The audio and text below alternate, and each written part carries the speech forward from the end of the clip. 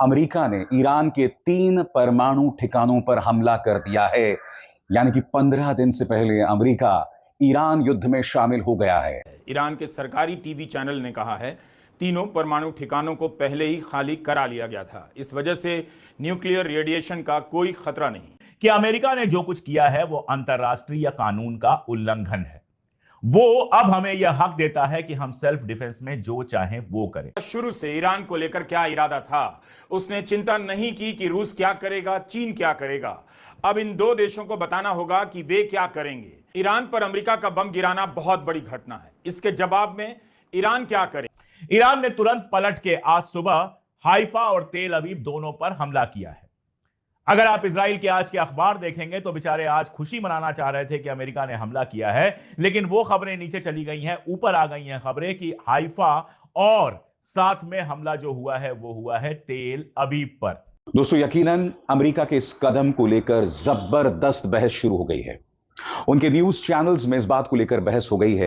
हालांकि ट्रंप ने इस ऐलान के बाद यह कहा कि अब हमें शांति को मौका देना चाहिए, मगर आप जानते हैं दोस्तों, ईरान इसे बख्शने नहीं वाला है।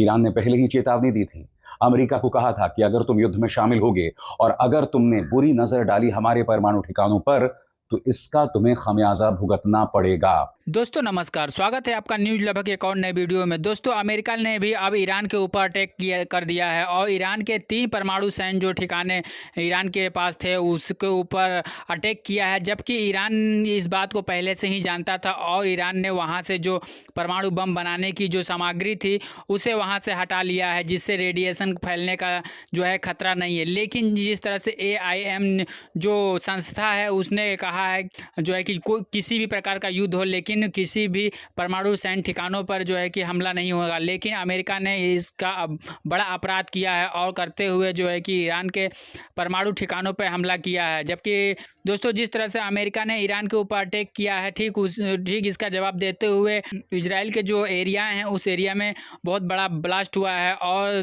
तमाम तरह की जो है कि मिसाइलों से उसे इसका जवाब ईरान ने दिया है और ईरान अब भी डट के खड़ा हुआ है। दोस्तों, इजराइल के जो नेतन्याहू हैं वो और जो है कि अमेरिका अब दोनों मिलकर के एक भाषा बोलने लगे हैं और पहले भी सब जानते थे कि दोनों एक हैं, लेकिन आज खुल के दोनों सामने आ गए हैं। और अब इसके बाद क्या रूस और जो चाइना है वो अब क्या कदम उठाएंगे हम जरूर देखेंगे, क्योंकि जिस तरह से पहले जो जापान के साथ और रूस के साथ जो युद्ध हो रहा था उसमें केवल जो है अमेरिका हथियार देता ही था लेकिन इसमें उतरा नहीं था। लेकिन आज इजराइल को हथियार देने के बावजूद भी ईरान के खिलाफ आज अमेरिका उतर गया है और अटैक किया है। तो दोस्तों चलिए पूरे वीडियो को देखते हैं शुरू से लेकर के अंत तक और ये भी जानते हैं कि किस तरह से रवीश कुमार और अभिसार शर्मा और अशोक कुमार पांडे बता रहे हैं, पूरी विधिवत तरीके से इसके बारे में बताएंगे। तो दोस्तों चलिए पूरे वीडियो को देखते हैं और दोस्तों हमारे चैनल पे आप पहली बार हो तो चैनल को सब्सक्राइब जरूर कर लें। अमेरिका ने बम तो गिराया है, लेकिन अभी यह साफ नहीं कि अमेरिका के बम गिराने से ईरान के परमाणु ठिकानों को कितना नुकसान पहुंचा है। क्या खाली परिसर पर हमला हुआ या कुछ नष्ट भी हुआ है?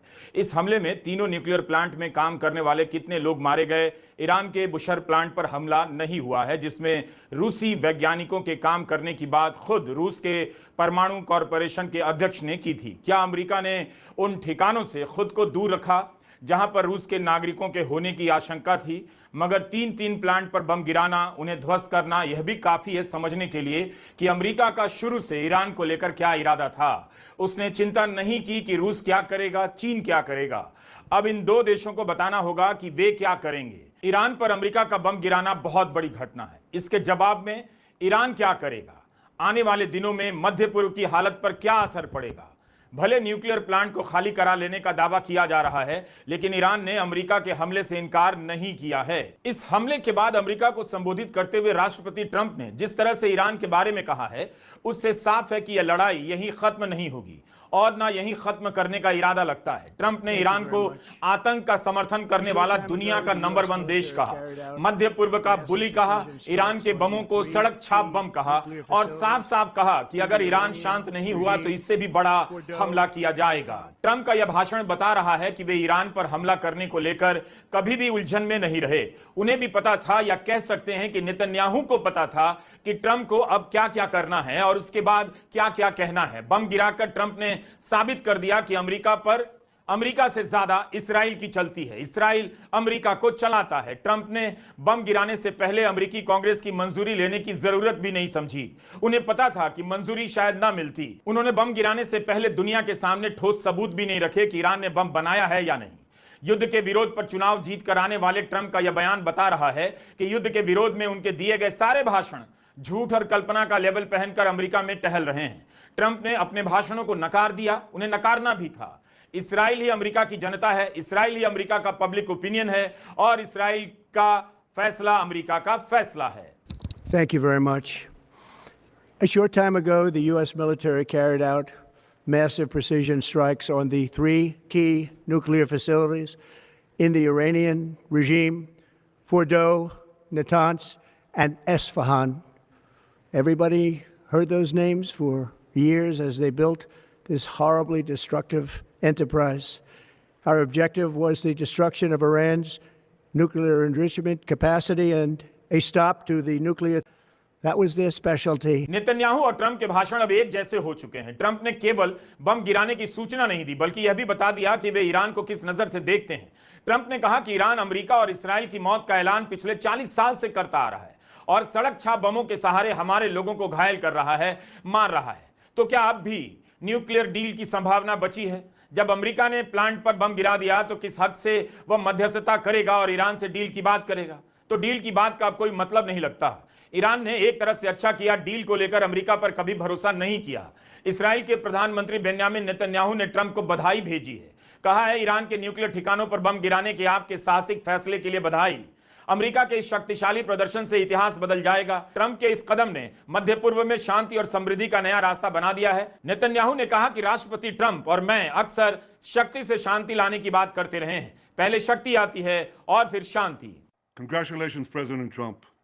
Your bold decision to target Iran's nuclear facilities with the awesome and righteous might of the United States will change history. In Operation Rising Lion, Israel has done truly amazing things. But in tonight's action against Iran's nuclear facilities, America has been truly unsurpassed. It has done what no other country on earth could do. History will record that President Trump acted to deny the world's most dangerous regime the world's most dangerous weapons. His leadership today has created a pivot of history that can help lead the Middle East and beyond to a future of prosperity and peace. President Trump and I often say, peace through strength. First comes strength, then comes peace. And tonight, President Trump and the United States acted with a lot of strength. Netanyahu ने Trump की भूरी भूरी प्रशंसा कर डाली और कहा कि अमेरिका और इसराइल की दोस्ती और एक दूसरे में विश्वास अक्षुण्ण है। रूस ने जब यूक्रेन पर हमला किया तब अमेरिका ने यूक्रेन को अरबों डॉलर दिए, अपने हथियार भी दिए, लेकिन यूक्रेन के लिए कभी मैदान में नहीं उतरा। अमेरिका के लिए इसराइल कितना अहम है या इसराइल का अमेरिका में कितना प्रभाव है कि अमेरिका ईरान के खिलाफ अपने सैनिक उपकरण और अरबों डॉलर की सप्लाई के बाद भी जंग में उतर गया। एबीसी ने रिपोर्ट किया है कि 21 जून की रात के हमले के लिए एक साल पहले अमेरिका और इसराइल ने साझा अभ्यास किया था। अमेरिका में ट्रंप के समर्थक भी सवाल कर रहे हैं कि ईरान पर हमला कर ट्रंप ने अमेरिका पहले की नीति बदलकर इसराइल फर्स्ट की नीति कर दी है। दोस्तों, यकीनन अमेरिका के इस कदम को लेकर जबरदस्त बहस शुरू हो गई है।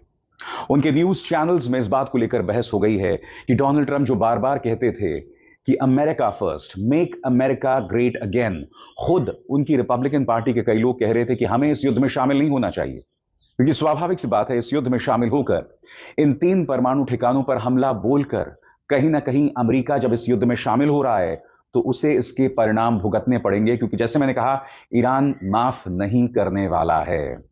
ईरान इसकी प्रतिक्रिया देगा और स्वाभाविक सी बात है, जब हम प्रतिक्रिया की बात कर रहे हैं तो प्रतिक्रिया सामने आने वाली है उन तमाम अमेरिकी बेसिस के जरिए जो मध्य पूर्व में मौजूद हैं। ऐसे कई अमेरिकी बेसिस मौजूद हैं जिनके पास सुरक्षा भी नहीं है।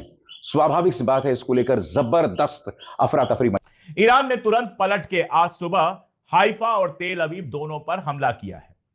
अगर आप इजराइल के आज के अखबार देखेंगे तो बेचारे आज खुशी मनाना चाह रहे थे कि अमेरिका ने हमला किया है, लेकिन वो खबरें नीचे चली गई हैं, ऊपर आ गई हैं खबरें कि हाइफा और साथ में हमला जो हुआ है वो हुआ है तेल अवीव पर। इजरायली डिफेंस फोर्स का ट्वीट आप देख लीजिए। इजरायली डिफेंस फोर्स का यह ऑफिशियल हैंडल है जिसका ट्वीट है, जिसमें वो कह रहा है कि हाइफा और तेल अवीव पर हमला हुआ है। और जो वीडियोस आ रही हैं, जो तस्वीरें आ रही हैं, आप स्क्रीन पर देख सकते हैं, वो बताती हैं कि डायरेक्ट हिट हुए हैं, डायरेक्ट अटैक हुए, कि अमेरिका ने जो कुछ किया है वो अंतरराष्ट्रीय कानून का उल्लंघन है। वो अब हमें यह हक देता है कि हम सेल्फ डिफेंस में जो चाहें वो करें। देखिए, बड़ी बड़ी बातें बहुत सारे लोग करेंगे, चिल्ला के चीख के बहुत सारी बातें करेंगे। मैं कोशिश करता हूं कि जो फैक्ट है, जो मुमकिन है, वो सारी चीजें बताऊं। ईरान के सामने इस समय 3 पॉसिबिलिटीज हैं। पहली पॉसिबिलिटी आप सब जानते हैं, जिस पर सबसे ज्यादा जोर दिया जाएगा, कि वो अमेरिका के बेसिस पर हमला करे, साथ में इजराइल पर हमला करे। ये सारा कुछ वो कर सकता है, पहली पॉसिबिलिटी ये है। लेकिन इस पॉसिबिलिटी का मतलब ये है कि उसको अमेरिका के और सारे अटैक्स के लिए तैयार रहना चाहिए। यानी अगर ईरान ये फैसला लेता है कि वो बहरीन और बाकी सारी जगहों पर जो अमेरिकन बेसेस हैं उनके ऊपर हमला करेगा, तो ये जंग बड़ी होने वाली है, ये जंग काफी बड़ी हो जाएगी, और उसके बाद ये इलाकाई जंग में भी बदल सकती है और कहीं तक भी जा सकती है। दूसरा जो ऑप्शन यह है कि फिलहाल अमेरिका को इग्नोर करे, अमेरिका ने कुछ बम गिराए, उससे कुछ खास नुकसान नहीं हुआ। दोस्तों, जैसा कि आपने पूरे वीडियो को देखा, देखने के बाद आपकी अपनी पर्सनल राय क्या इस वीडियो पे जरूर लिखिए।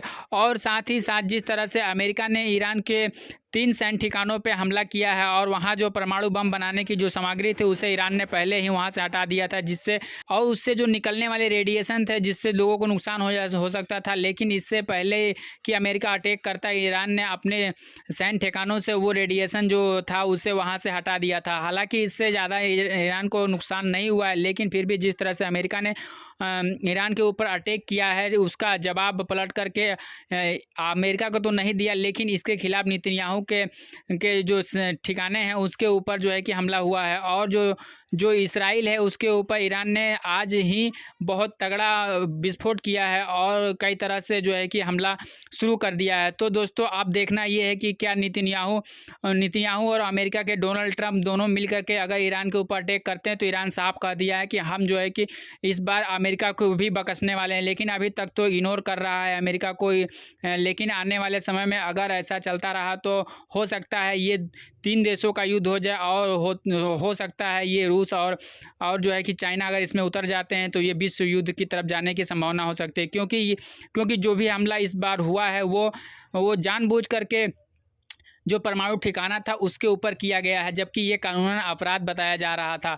तो दोस्तों आपने पूरे वीडियो को देखा और समझा। तो दोस्तों, आपकी अपनी पर्सनल राय क्या इस वीडियो पे जरूर लिखिएगा। वीडियो अच्छी लगी तो वीडियो को लाइक, शेयर और हमारे चैनल को सब्सक्राइब जरूर करें। हम अपने चैनल के माध्यम से आपको देश, दुनिया और राजनीतिक खबरें आप तक पहुँचाते हैं। तो दोस्तों, आपको अगर अच्छा लगता है तो वीडियो को लाइक करें और हमारे चैनल को सब्सक्राइब करें। हम आपके लिए रवीश कुमार से जुड़े हुए खबर जो है कि उनके चैनल से जुड़े हुए खबर ले आते हैं और आपको दिखाते हैं। तो दोस्तों, आज के लिए बस इतना ही। मिलते हैं फिर एक नई वीडियो और नए टॉपिक के साथ। तब तक के लिए नमस्कार, सलाम और सत श्री अकाल। फिर मिलेंगे। खुदा हाफिज। आपका दिन शुभ हो।